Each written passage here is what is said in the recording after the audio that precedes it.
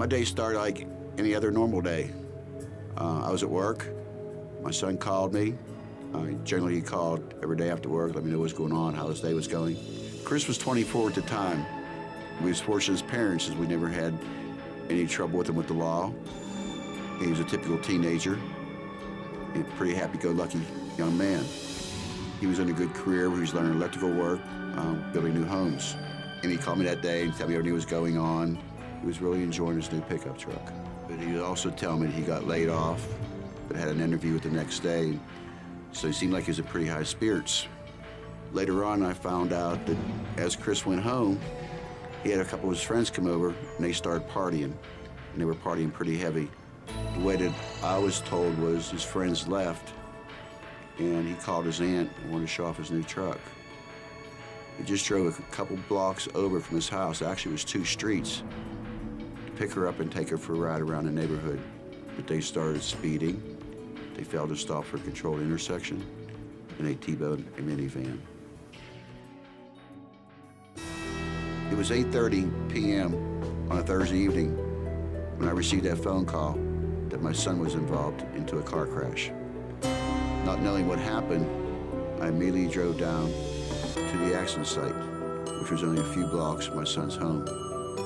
When I drove down to a subdivision, which we drove down 100 times, I started seeing both sides of the highway lined up with police cars, ambulance, and there was even a medevac helicopter sitting on the edge of the golf course. You have no idea what you're fixing to get into.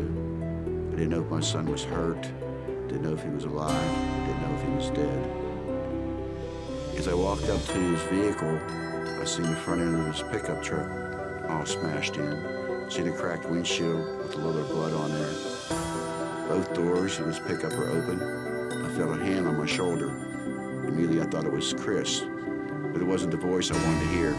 It was a police officer asking me what I'm doing at this vehicle as I was at a crime scene. I turned around and looked at him and I said, "This is my son's vehicle. Where's my son at?" Finally, he told me that my son was in a police car and he's okay, that I need to walk across the street as he needs to interview me later. As I was looking around, trying to figure what took place, I see a minivan sitting alongside of a tree. As I'm looking at the van, I see the front door on the right-hand side gone. I see where you have your slider doors to get in and out of back passengers. I see that totally crushed in. I see blood on the back window. After I got done looking at the van, halfway across the street, I see my son sitting in the back seat of a Florida Highway Patrol car. I looked at him, and he looked at me. He put his hands in a praying motion and said, "Dad, I'm so sorry, please help me." Still not knowing what happened, still don't understand anything. Your heart is just in a turmoil as a parent. As someone that, you think about them. Just a few hours ago, we're talking and everything's great. Now we're seeing all this mess, and I don't understand anything because nobody will tell me anything. As we walked up to the police car and we opened the door to let Chris out, I smelled the alcohol. And some of the realization of what took place that night hit me. My heart went to my feet because I knew there was alcohol involved in this car crash. As we're taking Chris over to the ambulance to have him checked out, my thoughts started to ream more on the people involved into the other vehicle. Now that you know your son is alive and he's going to be taken care of, my thoughts were how many people were in the vehicle and what kind of condition they were in. And that was starting to be a major concern for me after seeing all the damage done to the minivan. As we found out the next morning that the people in the minivan was a set of grandparents and their 13-year-old granddaughter that was coming home from supper.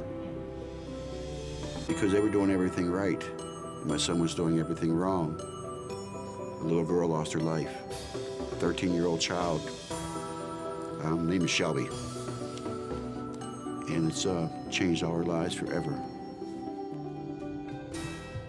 Over the next 10 months, we didn't know what Chris's fate was going to be. We know that he took the life of a young girl.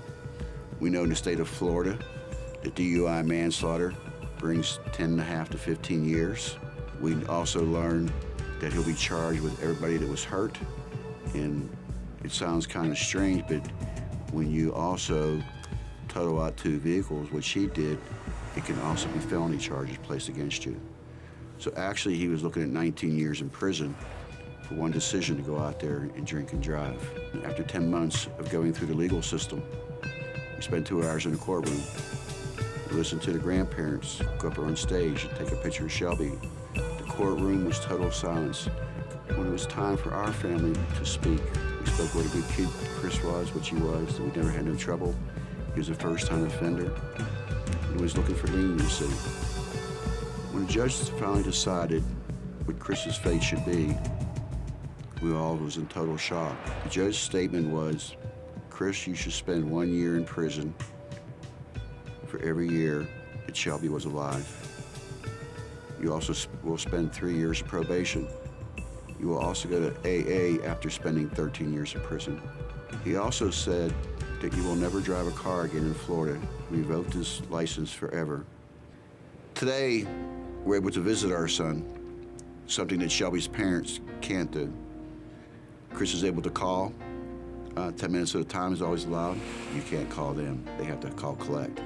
We're allowed to go up and visit with him on the weekends. You're also allowed to go visit him on holidays. This is how we live our lives today. For one decision to go out there and drink and drive. In closing, I'd like to say this. There's some lessons that can be learned from this story tonight. And it's very obvious what we do first. As we all know, we shouldn't drink and drive. And that's so important. Second, what do you do if you're with someone that is drinking? You don't want to ride with them. You need to do anything that you can to get him out behind that wheel. If you go out there with him, try to get him out of the car, say, let's go have a cup of coffee before we leave.